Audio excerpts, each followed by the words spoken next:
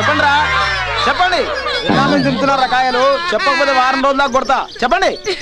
నీకు ఛాన్స్ ఇక రాదురా. నువ్వు ఇలాగే కొడుతుంటే గంటలో చచ్చిపోతాం. చచ్చినా పర్వాలేదు. చెప్పండి చెప్పండి చెప్పండి. ఏమైంది? చూడన్నా దొంగతనంగా కాయలు దింపారు.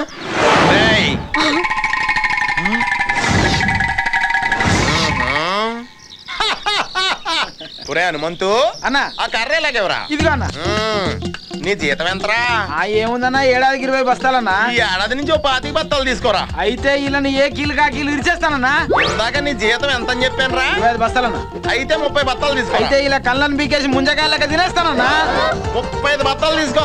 అయితే వీళ్ళని ఏకంగా చంపేసి గోతిలో కూర్చేసి గెలుస్తానన్నా. 50 బస్తాలు తీసుకెళ్ళిపోరా.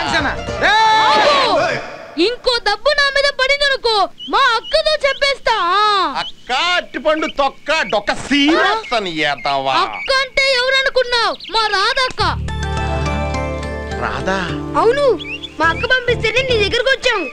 మిమ్మల్ని మా రాధ పంపించిందా? మా బావగారు తోటలోంచి కొబ్బరి ముట్టలు తీసుకురామంటేనే వచ్చాం.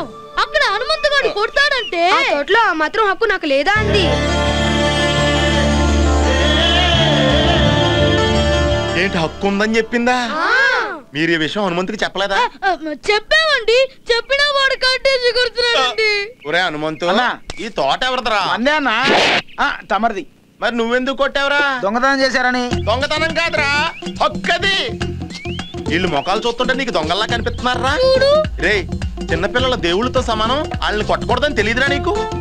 ఇందాక నీ జీతం ఎంత పెంచాను రా? 20 బస్తాలన్నా. అందులో 40 తీసేస్తే ఎంతరా? 5 అన్నా. 5 ఖాయం చేసుకో. ఏంట్రా నువ్వేనా పెద్ద జాకీ చాన్ అనుకుంటున్నావా? లేదా బూస్లీ పెద్దని అనుకుంటున్నావా?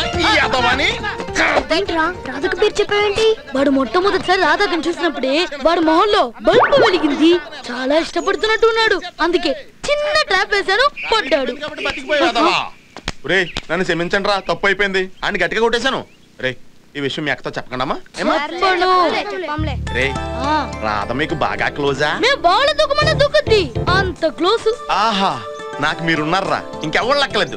రే మీ రాధక్కకి నుంచి ఏం అవసరమైనా సరే నువ్వు వచ్చి నన్ను అడుగు, నేను ఇస్తా. సరే బావా. బావా? రాధ మా కక్కైతే నువ్వు నాకు బావే కదా. మధ్య బావా. బావా.